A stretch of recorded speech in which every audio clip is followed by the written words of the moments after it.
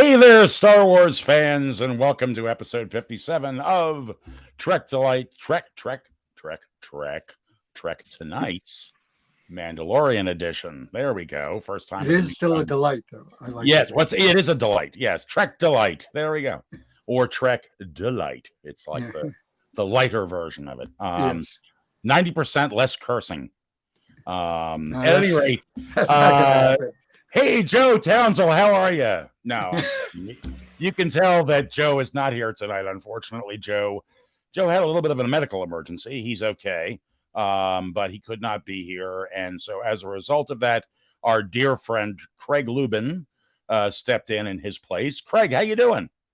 Doing all right. I messed up my Joe's back, but now he's Black joke. Yeah. There we go. Yeah, you could have put that down in your little name thing, like Keith does when Joe is not here sometimes. Anyway, wow, we had a pretty good episode, huh? I would say so. Maybe I think it's good. I don't know about you guys. What did you guys think? I enjoyed it. I thought it was there was genuine tension in this episode, right? Right. And I was joking in the green room earlier too. I would sum it up as it's a trap. Yeah, we were saying Admiral Akbar when you need him. Yeah, exactly. I tell you, it's a trap. But it was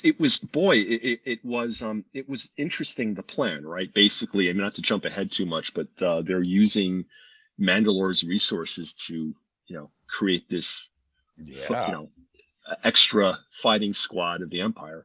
But it was good. It was good to lead up. It wasn't good, and we the opening the open with Elia Kane was meeting with her contact, a ex-Imperial, yes, or I guess still current Imperial probe droid, and she had a little hollow conversation with Moff Gideon. Yeah. Explaining how the Mandalorians had come in and cleaned up the pirate problem on Navarro. And they cut back to him, and he's in like this sort of secret base, and he's walking through crazy, laser partitions, and he's got these sort of pseudo Mandalorian troopers all lined up. Right. And then he goes into a room to speak to all these other Imperial, it's called the Shadow Cabinet. Yeah. Or Council. Including, and I'm going to get right to it, Captain Gillian Phelan, who fans may remember from the Heir to the Empire books by Timothy Zahn. Oh, he was Zahn's right-hand man, sort of the Watson to Thrawn's. Because they mentioned Admiral Thrawn. Yes. Who's also in that was the books. guy who kept going on okay, so hang on, guys, because John Van Gosteen says there was a lot of close to the Thrawn series, and then he follows up, this episode got me thinking of who the spy could be. Pelion? Captain Pelion is the one who kept saying, like, Thrawn's return is imminent. Yeah. And, he was Thrawn's aide, according to John. He was, like I said, he was sort of the Watson to Thrawn's Holmes. Yeah. See, I'm not familiar with that series, so that's interesting. There are a lot of Star Wars novels that were written in the time in between the end of the original trilogy and the beginning of the prequels, and some of them are a lot of fun, and some are there. Right. So some of them are just books. But the Heir to the Empire by Timothy Zahn are regarded, I think, as some of the best of the sort of non-canonical books. Although since Thrawn has been folded into canon in Rebels, it was his first appearance on screen, and we've now seen him in the Ahsoka Tano trailer. I'm kind of excited because I thought he was an interesting villain. He's this very intelligent guy, and he studies the art of alien civilizations, and that's how he gets insight into how to conquer them, which is both like super cool and chillingly evil at the same time. But I thought that was very cool. And also there was another Commandant Hux, who is the father of General Hux from the last trilogy. And he was played It was played by Domhnall Gleeson, and he was played by Brian Gleeson, his brother. So there's definitely a family resemblance. The guy who Moff Gideon was requesting, like replacement bombers and TIE interceptors, as well as 3 Praetorians. And then there's Project Necromancer, which I don't think that's good. Yeah, and that reminded me of something from the Star Wars games. I think it might have been one of the Jedi ones. I can't remember, Jedi Outcast or something. But they had a concept of reborn. They would take dead Jedi and make them into super zombies essentially. yeah, right? With that had some Jedi powers, right? They could wield lightsabers. They wore this armor that was kind of resistive. So it reminded me of that, but. Obviously, they might be, it could be something different. Sprinkling a little bit of that in there, but it's also, I think fairly likely it is about the, bringing back Palpatine. Palpatine. Perhaps, yeah. Oh yeah, yes. Yeah. That's right. Yeah, because you have to realize you have to imagine that some of this has to lead into the films and the new. Oh yeah, I think they're definitely trying to fill in the blanks. Gap. Sure. It just announced that Rey Palpatine, Rey Skywalker is coming back. Yes. In a set of films that was just announced by Disney a couple of days ago. Right. I think. Yeah. Right. The Star Wars Celebration. So, yes. Rey is a very popular character. I'd like to see her get. I would like some of the. I felt like the new generation of prequel characters got sort of the short. Some of them got like real short sticks. Yeah. I thought that, Finn got really screwed over to the point where he's like, I'm done, and just walked away. Yeah. If they bring him back, I hope they do find a way to do it that give him his due.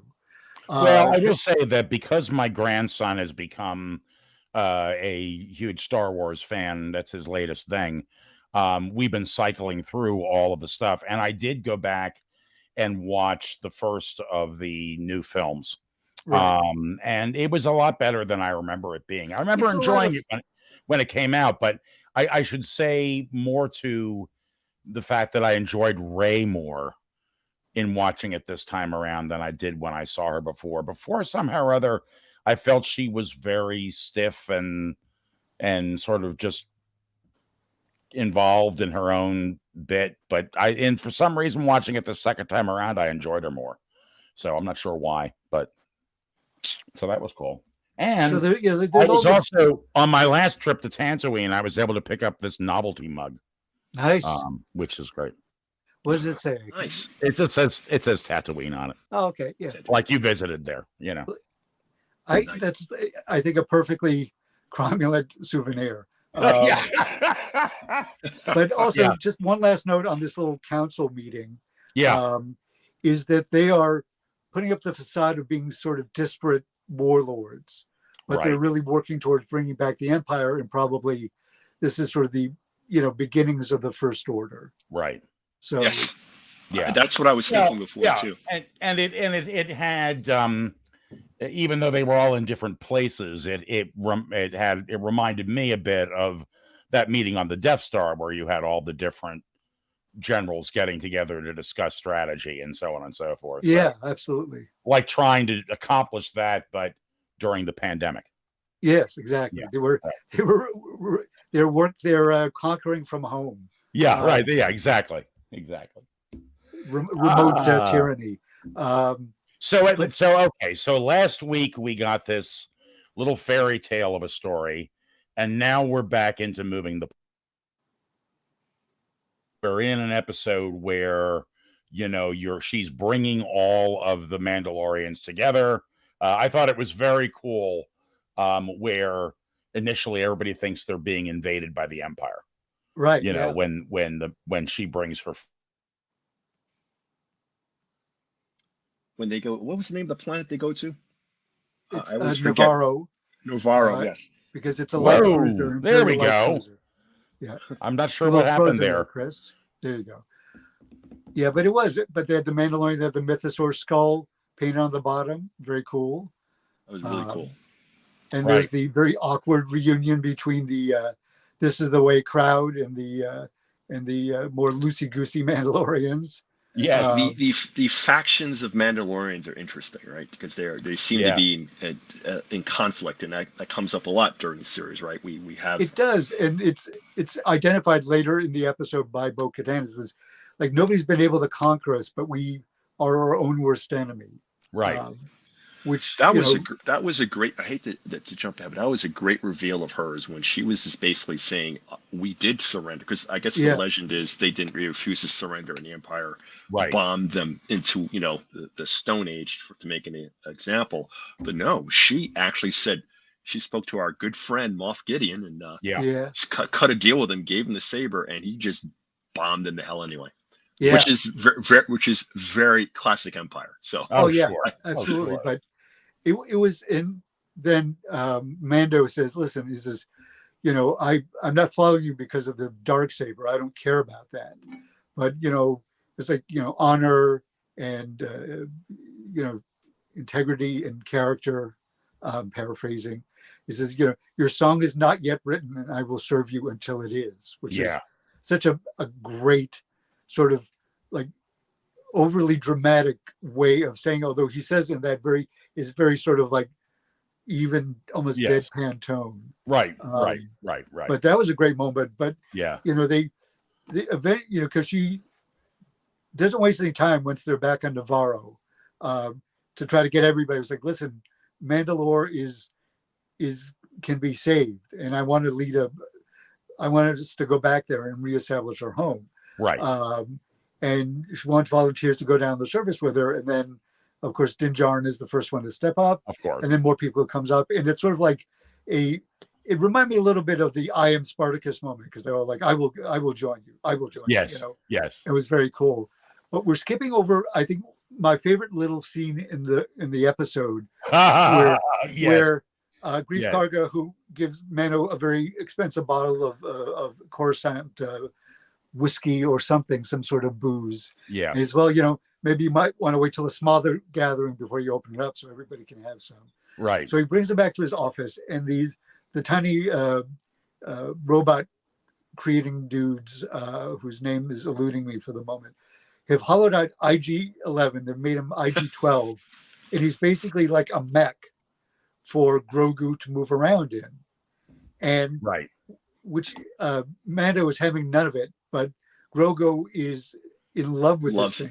Okay, so wait, as a parent, I have to jump in on this because this rang so true to me. Oh, I mean, these guys. He's saying yes.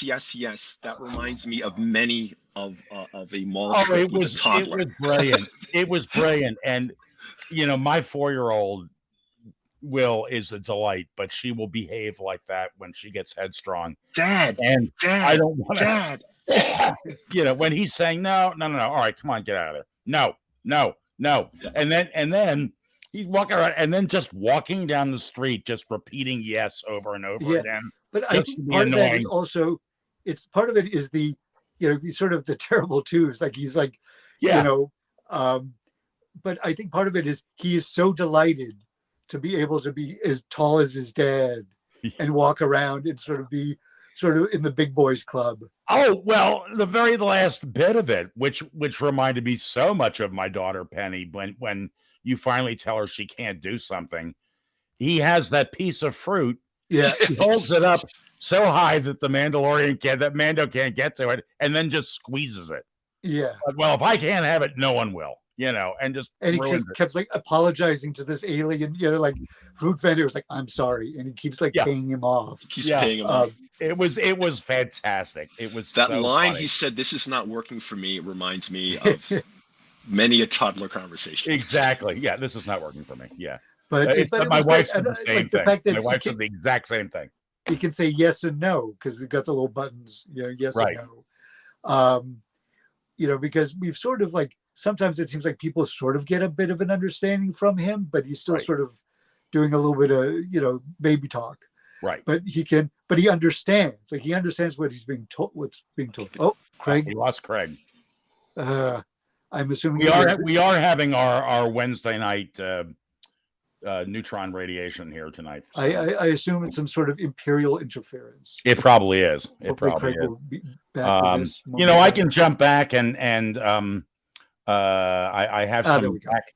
There we go. I have some back comments here from John that we got off on talking about that, but I wanted to get his remarks in here. First of all right, you guys may not agree. There have been times I have agreed with John on this. He says, I would rather watch a Jar Jar Binks Xmas special than Rey. Well, the good news is nobody will make you watch it. We still live in a free country. Hey, John, you broke up Craig. That's not easy to do. That is not easy to do. I understand. I can understand where he's coming from. Yeah, I get it. Jar Jar Binks is not my favorite, but I do like the fact that Ahmed Best is made an appearance as Jedi Master Bex. I do too. Rescuing Grogu a few episodes ago. Yeah. I would love to see more of that story. I don't know if we'll get it this season. It might be next season. Right. But I thought that would be neat. I'd like to see that. Hey, maybe I'm just not. Maybe I just don't understand. But John also said this, and maybe you guys can explain it. Oh wait, not that one. Not that one. Not that I get. It's this one. Whenever Filoni is involved, there are so many loopholes filled. Well, I think he's like trying to. There's a lot of stuff that's unexplained, and I think Filoni is trying to sort of fill in the gaps where people are like, "Well, how did that happen?" And right. You get to see it. Like we got to see how Grogu escaped. That's like a good example of his sort of he did it as a flashback, but we got a sense of like, okay, sure. I call that creative retcon, right? Retcons, right? Filling in the gaps. Yeah. I mean, in a way, the Clone Wars is one big sort of retrograde. What's the one? I don't know. One of the things, even though there was a movie called The Clone Wars or Attack of the Clones, I don't think there wasn't a Clone Wars movie. Right. But I always wanted to see The Clone Wars, and I felt like we got very little of it. We got the very beginning of it at the end of Attack of the Clones, and then basically the end of it in Rise of the Sith. Yeah, but you had to watch the animated show. Yeah, I like the animated show filled in, like, because Obi-Wan was like Anakin Skywalker was my best friend, and you never really got as much of a sense of that in the movies. And it's not, I don't blame the actors because I think they were both doing as good a job as they possibly could. Right. But we rarely got to see them sort of have adventures together in a way that you felt like, here are two pals. The Clone Wars, you got to see them do that. Right. You got to get the sense that they were, enjoying, they were having adventures and enjoying having them with each other in a way that the movies never quite, captured. So right. John also said he agrees with Ahmed Best's return and how Gideon got the Darksaber. Also, we saw Gideon's transport with the Beskar armor in the ship. Yeah. So I like the fact that it made Bo-Katan an interesting, like even more of an interesting character, where she's like, I'm trying to save as many of my people. She's like, I'll do this if you promise not to we'll disarm.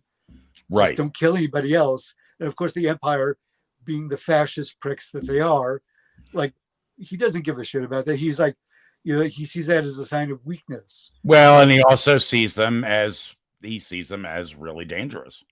Well, and they were a formidable force. So yeah.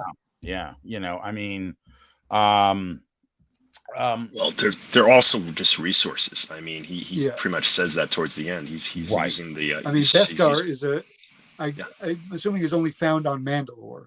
Right. And the same thing about Force sensitive Jedi. He looks at them as something to exploit. Right. Well, okay. So, do we want to start talking about their plans? So they're going to go to resettle Mandalore. Right. and she wants people from both clans. And of course, as we said, they step up, and everybody decides to go, and they get there, and then they discover those guys who had sort of been living there. Yeah, they sent like a scouting party with all our our favorite characters. Yeah, as you do on a show like this. yeah, And there's this very cool like Yeah. ground boat. It's a skiff. like a It's ski boat. Skiff, yeah. Slides across the that goes- glass surface, which is kind Yeah. of Those- yeah. yeah, that's used for And going it's on top of three like other members icy. of the roads. Night Owls, which was Bo-Katan's clan. Right. And they were like, and they're all raggedy as fuck. They're kind of like the Mad Max Mandalorians. Right. But because the first thing they ask is like, "Do you have food?" Yeah.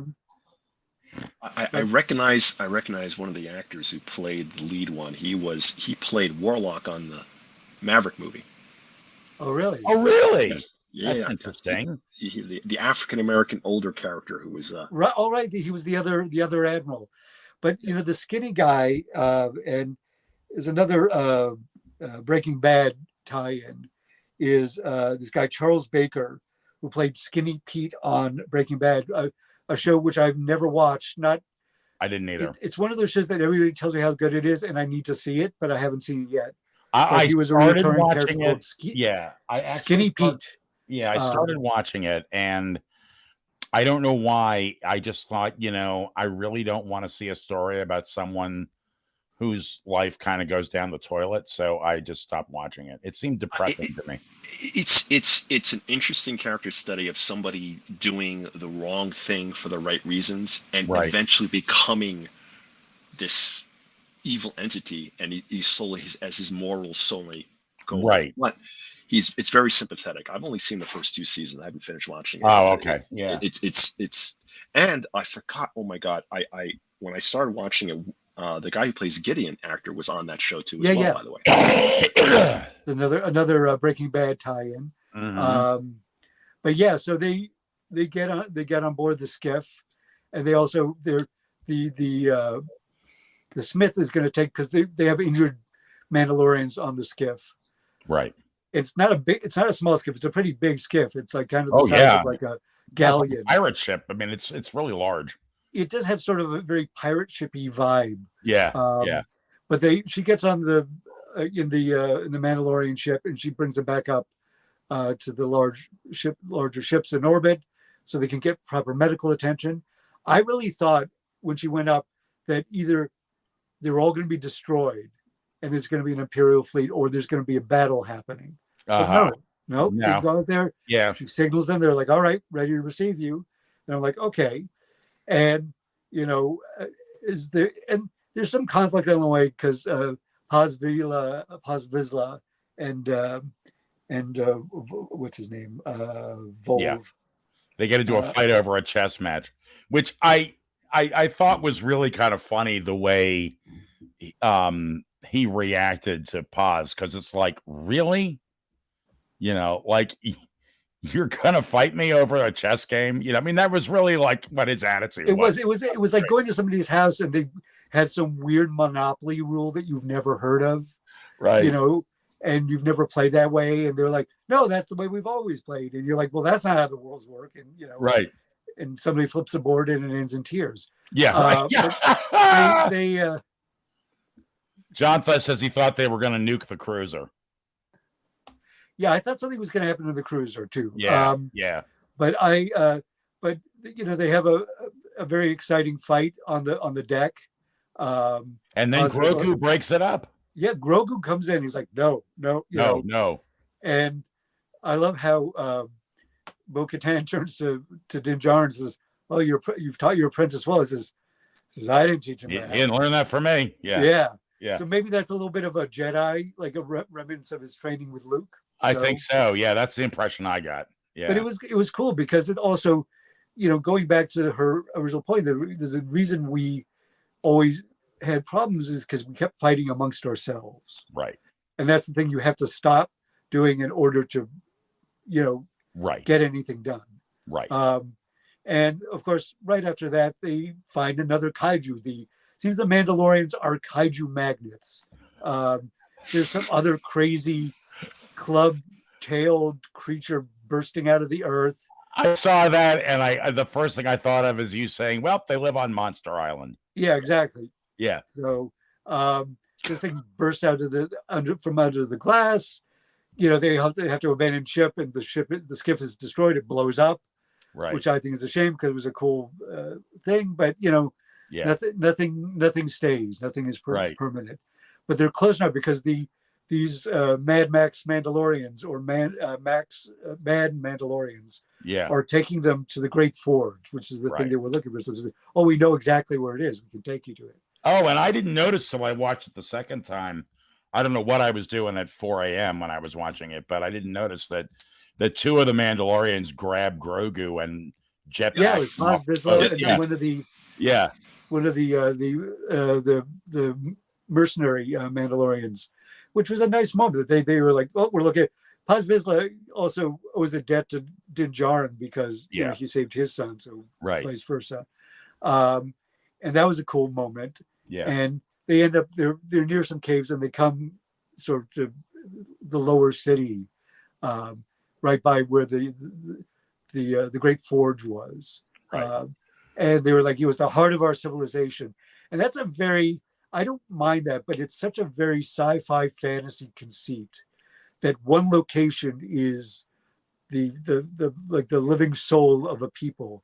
Now, it might be argued that, let's say, Washington, D.C., the White House, Congress, might be saying, well, that's the soul of the American people. Right. Those sort of buildings. But I can't imagine anything that is, but I'm not entirely sold on that either. Yeah. Due to the really unpopular, the deep unpopularity of Congress. Yeah. So I'm not sure how back in the 90s, Billy's Topless was the soul of New York. So. And now it's a bagel shop. Now it's a bagel shop. So that goes to tell you something. Goes to tell you that. I think it's a very fantasy sci-fi idea, but I'm not sure. Yeah, no, it is. It is. Yeah. But they come in there and they're like looking around, and it's kind of cool because most of them, except for Din, the survivors and Bo-Katan, haven't seen it. And one guy's like, Wolf is talking about how I was here when this happened. This was my home. Right. And then some people start showing up. They're like, oh, there's other survivors. Like, nope.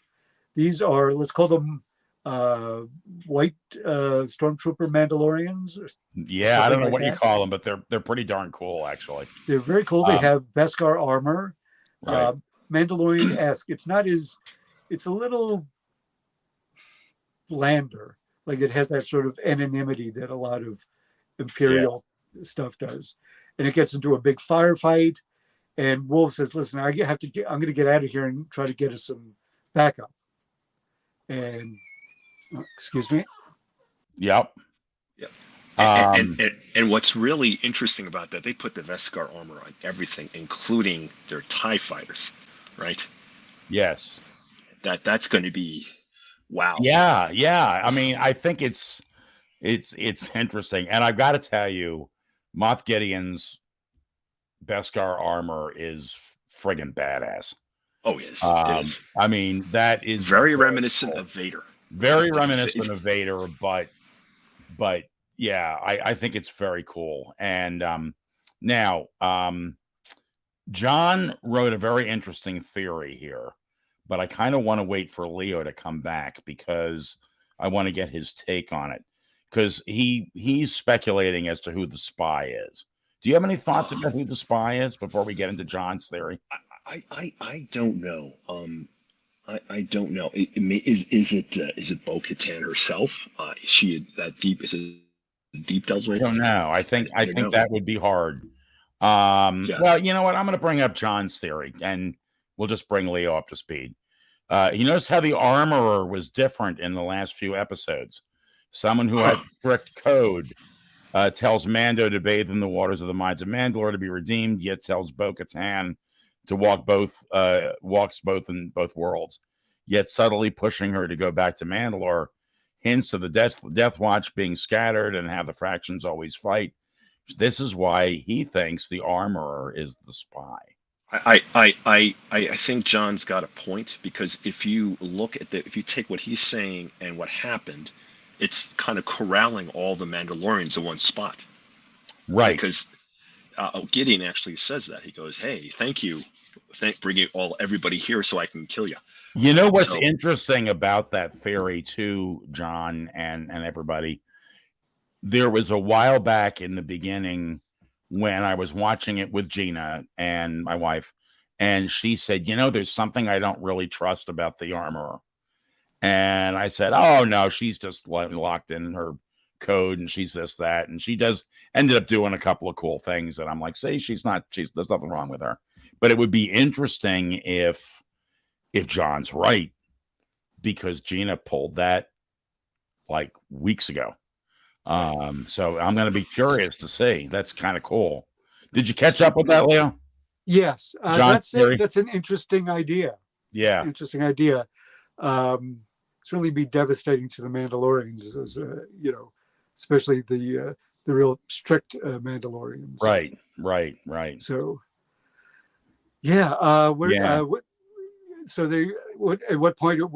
Where are we at? Well, sorry. Nothing. It's just we were talking about the theory of who the spy was while you were gone. So the of course, they're there, and then basically they fall into a trap, basically. Yeah. And there's a whole. This I thought was kind of cool because everything is such a mess on Mandalore, but yet of course there's a nice, neat little Imperial base tucked in there. Yeah. Secret base. He was building it the whole time. It was probably there the whole time when he went to bathe in the waters and all that. It's been there the whole time. He's been building his base. Also, as we since they have Beskar armor, remember the other week when they find that floating yes. So there was a piece of Beskar and we're like, oh, there's Mandalorians? Yeah. But it isn't. It's these guys. I thought that was very cool. I have a sneaking suspicion that pilot is going to prove to be part of their out, if there is one. Who knows? It could end with tears, but I think he's going to do something about it. I'd like to see him back again in the last episode. Yeah, I would like to see him. If not, there's only one episode left, which is kind of a bummer. Yeah, but I would like to see him back, even if he shows up at the very end. That'd be very cool. It's interesting because I'm curious as if they're going to leave this season on a cliffhanger or not. Right. And this was kind of one of their longer episodes. Yes. But it moved along. There's a lot of action. Oh yeah, definitely. Any theories about what we're going to see next week? I think it's going to be. Before we go there, all right. Who is friggin' bummed about Paz getting killed off? Oh, that was terrible. I mean, it was. But as Gina said to me, he sure took out a lot of people, and it took 3 of those elite guard to take him down. Yes. So, yeah, he was one tough son of a bitch. Yeah. He certainly was. Yeah. Yeah, and they got him by shoving their lightsaber-ish constructs between his armor. Yeah. But at any rate, any theories going forward for next week? How's this going to resolve itself? I was kind of hinting at that before. I think you might see the Republic or maybe rallied by that pilot. I can't remember his name, man. It's just terrible. I really like that character. They might show up. Captain. To help him. I've forgotten his name too. They might show up to help him. Right. That's a possibility. So the combined forces of the Republic and the Mandalorian captured fleet might be able to throw a hold of. But Beskar encrusted TIE fighters that's tough, man. That's tough. Yeah, and it's. I don't know what's going to happen. It's funny because he was Moff Gideon, who was also wearing a helmet very much reminiscent of. It's funny because he has those sort of spikes on his head, a little bit like Darth Maul. Right. And Darth Maul ruled Mandalore for a while, a brief period. And so that's why Darth Maul has a I can't think of the name of it now, but the Mandalorian fighter. yeah. Okay. Makes sense now. And interestingly enough, the Smith also has those horns as well. So is that like a clue that she's not? I just thought, well, she's like an old fashioned. She has this very elaborate thing, but maybe she is a spy. Maybe she has been sort of deeply buried in there. Yeah. I will be very curious to see how John's theory pans out next week. That'll be interesting. Oh man, yeah. I mean, there are how many more Mandalorians are up in the fleet? I think a decent amount, right? Because they have it looks like they have like a dozen smaller ships, the light cruiser, and then another. Were you clear on? Yeah, were you clear on who went to get reinforcements? I think it was Wolf. Okay. It was. Okay. It was. And I think they have at least a dozen of the Mandalorian fighters, right? Yeah, I think so. And they're pretty big. They're bigger than TIE fighters or X-Wings. They're about the size of the Millennium Falcon. To be honest, they're also troop transports. They are troop transports. That was a cool moment, I thought, when they're getting ready to drop the team down on Mandalore, and some of them are seeing it sort of for the first time. Yeah, and they're all just sitting there shaking their heads, looking down through the open hatch at the landscape. I thought that was kind of cool. That was cool. It was. That was cool. It's also terrifying, even if it wasn't like a fucked up landscape. Yeah, having your feet dangling that far over the earth would be.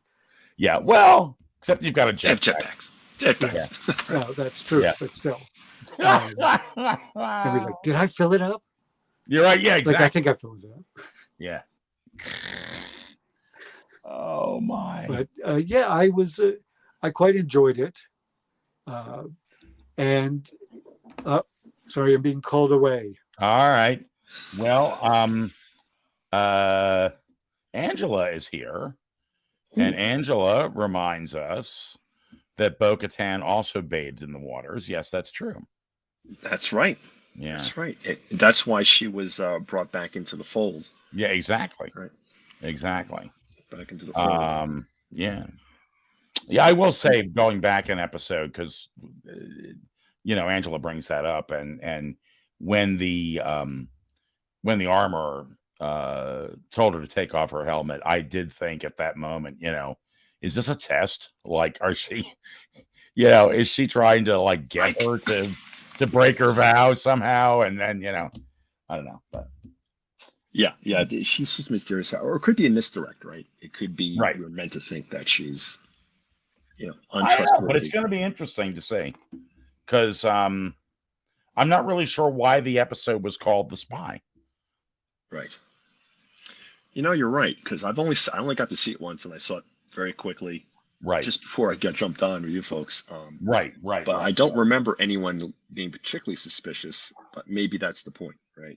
Maybe that's the point. Maybe there's somebody else that we just don't know. We're not directed at. Right. It could be I forgot his name. It could be the guy who went to get help, for all we know, right? Right. I'm sorry, I can't. I was going to write down everybody's names, but I didn't even. Yeah, no. But hey, listen, Greg. I didn't have a chance today either to do that. But I'm trying to think. I kind of feel we've covered the episode, so I'm trying to think now about other things. It's a very simple plot. Hey, did you see the thing that okay, we can go down a rabbit hole because Leo's not here. Did you see the thing that I posted when I was sitting there watching Empire with my grandson Arthur, and Luke is laying there, and Obi-Wan says to him, you must go to the Dagobah system. And I don't know why it didn't occur to me until after all these years in watching it now, that Obi-Wan says, there you will learn from the Jedi Master, from Yoda, the Jedi Master who instructed me. And that's not true. Oh, yeah, because they rewrote it so that his master was not Yoda, but Qui-Gon Jinn. So you're right. I just think it's funny. I just think it's funny. That's called a retcon. Yeah, but I mean, the thing of it is, they didn't. I'm just surprised they. I don't know. Right. It's funny because they take the time to shove Aiden Christensen inside of the Force Ghost at the end of Return of the Jedi, but yet right. Change a little dialogue. The Yoda, the master who, one of the masters who trained me. If he said it could have been anything. I mean, I made a joke. I said, well, the Jedi master who was all that in a bag of chips. But I just thought it was interesting that they let that hang there. I'm not saying they should have gone back and fixed Obi-Wan's dialogue, but I don't know. It's just kind of weird. Nice. I'm always surprised when I notice something like that for the first time, when I think of myself as being so invested. Yes. Well, it shows a couple things. It's been a long time, and they do retcon things. Obviously, when Star Wars first came out, I don't care what Lucas says. I doubt the entire narrative that he claims he had. There's a whole debates online. Right. The Clone Wars was something very different. Cliff says, I always thought Yoda worked with all the younglings. Well, maybe. It just sounds to me like he's talking about him as though he's. That's a good point. Maybe Yoda was the middle school Jedi teacher. Right, exactly. Yeah. I had Yoda for first through sixth grade. Yeah, right. Yeah. Oh, you had Yoda too. I did too. Oh man. Yeah, that's pretty funny. He smells. Yeah. No, that's a good point. Yeah. Yeah. But like you said, I think we're nitpicking too much. But I'm sorry. I do like that they do have a good narrative for this show, and they keep things moving along, right? Because at first we're like, oh, I remember how people reacted when they had the that scientist from the first season of Mandalorian being tortured by the Republic, and everybody's like, oh, the Republic's evil. No, we find out it was a fifth column within the Republic, right? Right. That reaction proved how people are just so ready just to jump down the throat. Look, I'm not saying it's a perfect show. I think there are issues structurally with it that occur. I'm not going to go into it to be a small sport, but for God's sakes, come on, give them a few episodes that make their narrative. It turns out it's a nice idea, right? Yeah. So, did you see last week's show, Greg? Yes. The Cavalcade of Stars. Yes, I did. Yeah, that was hilarious. I caught the tail end of your show last. Yeah, no. Well, I didn't mean us, but I just meant the episode, because it really was sort of an oddball episode to throw in there in the middle of everything. But Christopher Lloyd. Oh my God, who else? I can't remember now. But Lizzo, and Jack Black. Yeah, that's right. I did see the episode after you guys' show. Yes, Jack Black's beard. Yeah, Jesus, that's something. That's a show unto itself. It is. It is. Yeah. That was really something. But they really, I hope though, well, actually, they're doing a better job than, let's say, Picard is with the John what's his name? Jack Crusher storyline, where they keep telling, and the secret is, and then they keep pushing it, right? At least if they don't tell us what's going on there tonight at 2:33 a.m., I'm going to be really pissed. But I'm sure they will. I think I was talking to you about that. If they don't reveal that, sorry folks, talk about another show. If they don't do it now, I don't care anymore. I don't care, seriously. I don't care. Yeah. Or it better be the best reveal ever. Right. But okay, enough. Yeah. I don't want to get into that because that's a different show. But I will say, I read an article today leaning in towards my theory. It's all about the Borg. So tune in tomorrow to find out. Because I'm pretty sure we are going to see what's going on. But I do think it's Borg related. And I've been saying that from the beginning. So cool. All righty. We are. One thing I want to talk about. I did. What? Let's see. Hang on. Angela tells us It is a 2-part finale. So there you go.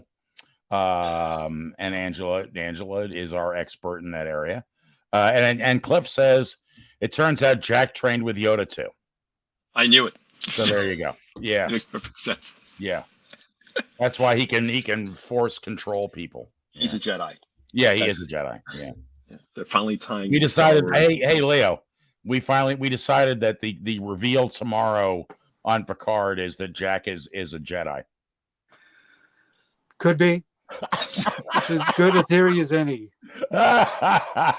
It's as likely as the Baha wraiths. Yeah, the Baha wraiths. Yeah. Well, I don't want to start talking about another show, but we'll tune in tomorrow and see. Hopefully, they'll let us know. There's a point I was about to make before I was called away for. Yeah. Go ahead, please. Is because when Moff Gideon is he's monologuing, when he's captured our heroes. Yeah. And he said that the perfect trooper have elements of of the Jedi in the in the Empire and the Mandalorians. And he says, and inside, because my new Death Troopers, which we saw at the end of last season, right, who were like pretty badass until Luke showed up and dispensed with all of them. He light side Vader them. At the end of Rogue One. Yeah. But here's the question: are the people inside those? Because there are people, because we hear them go, they're tossed over the side. Are they clones of him with some sort of force sensitive nonsense woven in? Interesting. Has he created a whole army of himself? Like the Master on Doctor Who. It's funny you said that, because if I remember this old Jedi game, which was a series, it was something like that. It was a clone of some famous Jedi or Imperial. I think you the comic was Dark Empire. I think that may be what you're thinking of. No. Dark Empire was a bit of a different thing. No, this was the Jedi Outcast series. Right. Came out in like the 90s, early 2000s, right? But they had something like that too. But some egotistical Imperial guy had taken a whole bunch of basically cloned himself, and they took a force holding gem of some sort, and they jammed it into them, and they could run around. Look, it's a video game, guys. But yeah. But similar idea. Yeah. I mean, Moff Gideon does strike me as the kind of guy who would like an army of nothing but him. Right. So, it's a great idea. I love it. And we were while you were gone, Craig and I were talking about how friggin' maybe you were here for this. We were talking about how badass Gideon's armor is. Were you here? Or is that just me and Craig? No, that was weird. It's got hints of Vader to it, and it's just very cool. Oh yeah, I mean, bad guys oftentimes have very cool outfits. Oh yeah, which is maybe something. If somebody's too well dressed, don't trust them. Could be. That's why I dress like a bum now. There you go. Hoodies all the way. Yeah. No more Italian suits for me. No. Yeah. But I think, I'm curious because they took Din Djarin to the debriefing room, which sounds very sinister. Oh yeah. As everything an Imperial says is sinister. But it'll be interesting to see what Grogu does, because that's his dad. And you think Grogu might unleash with some crazy Force stuff next week? That's what I'm hoping. Yeah. Maybe he'll crush. Oh, here's the thing: is like, as much as I think Moff Gideon deserves to be just like executed because he's so fucking dangerous. Yeah. However, he is a great villain, and I'd hate to see him go, even though it'd be the smarter thing to do. Right. He may get away like into some sort of escape ship by the end if things go our hero's way, which I hope they do. Right. I don't know. It's there's a lot of things going on, because Wolf went back to get some reinforcements. Maybe that'll work. I'm not sure how he's going to contact the ships in orbit, because there's all sorts of like interference after post bombing. because they can't contact the ships from the surface. Right. So I'm not sure how he's going to do that. Yeah, because he can't fly into orbit in those things. No, the limited fuel supply. He would have to go back to, so he'd have to go back to Bo's ship and then take Bo's ship. Yeah, but Bo's ships went up to bring the refugees back, or Yes. But I don't know if they're going to come back. Presumably they're going to come back because they want to, they're not just Good point. I didn't even think of any of this, Leo. I just assumed, oh yeah, you can go get them. You're right. That's a problem. But Smith may come back maybe with some other Mandalorians just to sort of secure things. She doesn't know what's going on unless she does. Yeah, she does. Yeah. So, yeah. Now I can't help but think of her as like a sinister, secret agent provocateur. Yeah, exactly. Exactly. Well, it's a cool theory. It's a very cool theory. Yeah. And those horns, man, those horns make me. I was like, yeah. The more I think about those horns, I don't know. I don't know.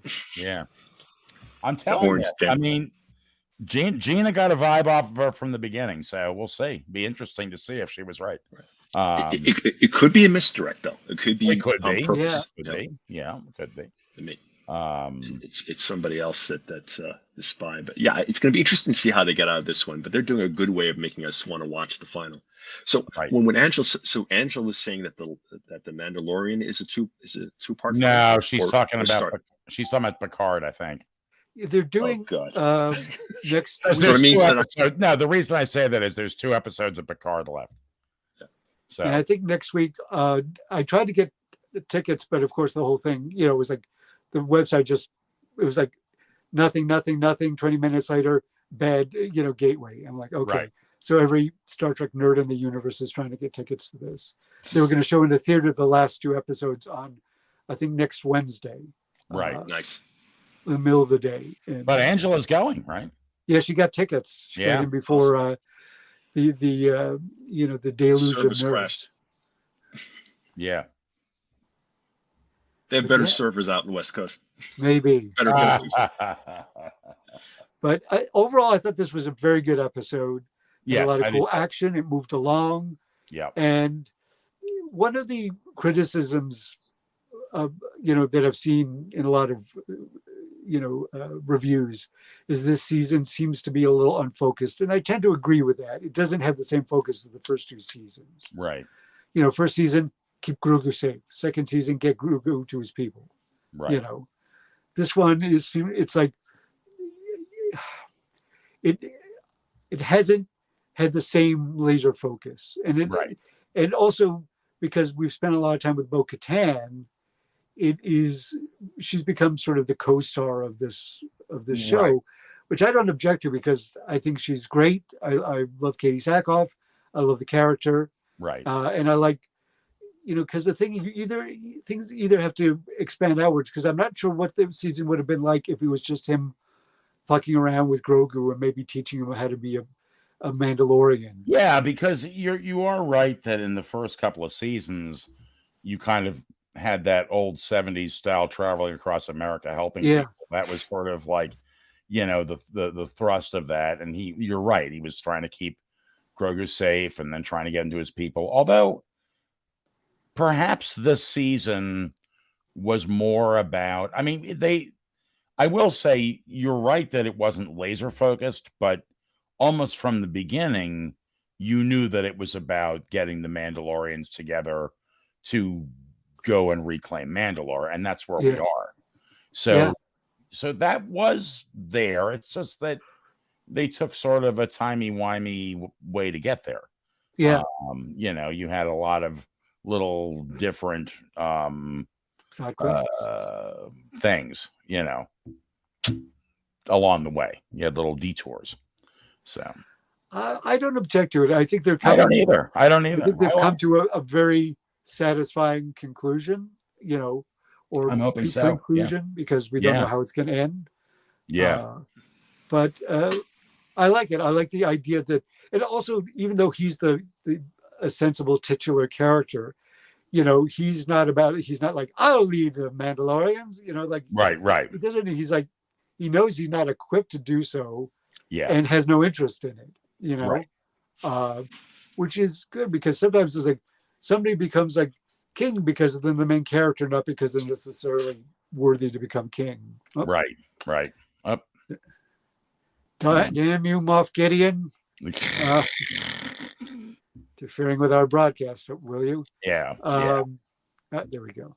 So. Yeah.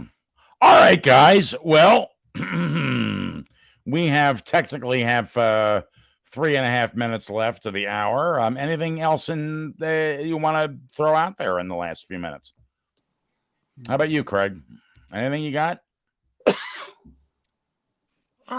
Not really. I'm looking forward to the final episode. I think it was very,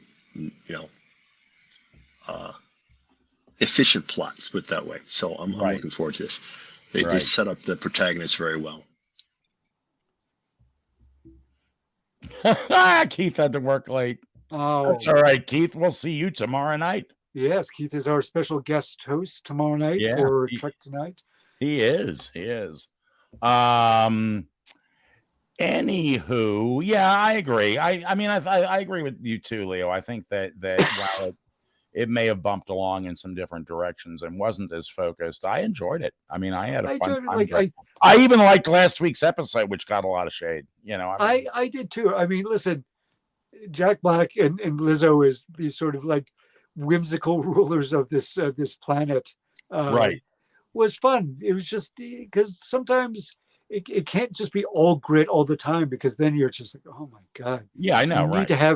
You need to break it up. You need to sort of have a bit of a palate cleanser. And I thought that episode did that well. Sure. And I thought it was fun. And I also thought it was neat to see yet another planet. Yeah. Because we tend to focus, especially on these Star Wars projects, all on the same planets. It's either Coruscant or it's Tatooine or it's, I mean, it just seems to be a lot of the same locations. So it was fun to see something new and whimsical and different. I agree. Yeah. I absolutely agree. I quite enjoyed it. I like the, like I said, I don't say it again, Jack Black's beard was fucking work of art. I know. I don't know if that was a fake beard. If it was, they did an excellent job. Yeah. Or whether it was just a stylistic, like they just took his naturally bushy beard and just went nuts with it. But that was a thing of beauty. It was amazing. The only way that could have been better is if he was played by now I can't remember. He's a British actor from Toast of London, if you've ever seen that. And What We Do in the Shadows. He plays Laszlo. He's a British actor. He has maybe the best voice in the world. He just had this very mellifluous voice. Keith says he wishes he could grow a beard like that. I think you could. Yeah. I'm not sure how the people at the bus company will feel about it, but your imagine seeing Keith driving down the street with that beard. I don't think I'd feel unsafe. No, you'd be on the Magical Mystery Tour. Exactly. Yeah. It was sort of like a live action. Angela bailed you out here. Matt Berry. Yes, Matt Berry. Yeah. Would have been the only person who could have perhaps done better than Jack Black. Yeah. Matt Berry has like a voice I envy deeply. He's also like a very, very talented and funny actor, as well as an amazing singer and songwriter. Right. But the Moff Gideon is really just trying to get us tonight. He's trying to get Craig. Hey guys, I gotta go. I gotta take care of something like right now. So hey, that's all right, Craig. Thank you so much for being here on the show. Yes, we're gonna roll out of here anyway. So have a great night, Craig. See you later. See you later. Bye, guys. Yep. And I don't know, Leo, you got anything else that you want to say before we roll out of here?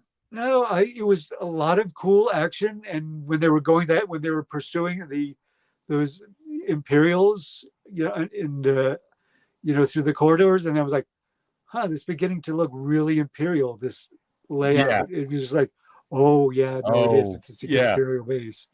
Keith says we've got some drivers that look like they walked off that show about duck hunters. Duck Dynasty. Duck Dynasty, yes. Yeah. So, So yeah, that was kind of cool. The more they got in there, the more imperial it looked. I thought that was kind of neat. Yeah, and Yeah. it was that kind of like, oh shit, we are in hell. Oops. Yeah. We Yeah. took a wrong turn. Yeah, But exactly. I know she could, because we wanted to see a bigger confrontation with Moff Gideon, but when he's walking, he was like, oh, give me the Darksaber. I thought she might push it through the door and stab him with it, but he never got quite close enough. Right. But I love the fact that she cut the hole in it so people could get away. That was great. Yeah, it was very cool. It was very cool. Just sorry that we lost Paz Vizsla, yeah, but that's all right. He went out in a blaze of glory. So he certainly did, and I don't think no Mandalorian could ask for more. He had an epic, a death worthy of song. Oh yeah, definitely. But listen, all right, Leo. All right, I think we should probably roll out of here because we got another show tomorrow night. Yes, we will be here to talk about the second to last episode of Picard. Yes. So we are really running things down here on both these programs. I'm excited to see how that turns out. Yeah. So at any rate, may the force be with you, folks. And we will see you tomorrow night at 8 o'clock. Thanks. All right. Oh, Angela says, see you tomorrow. Yep.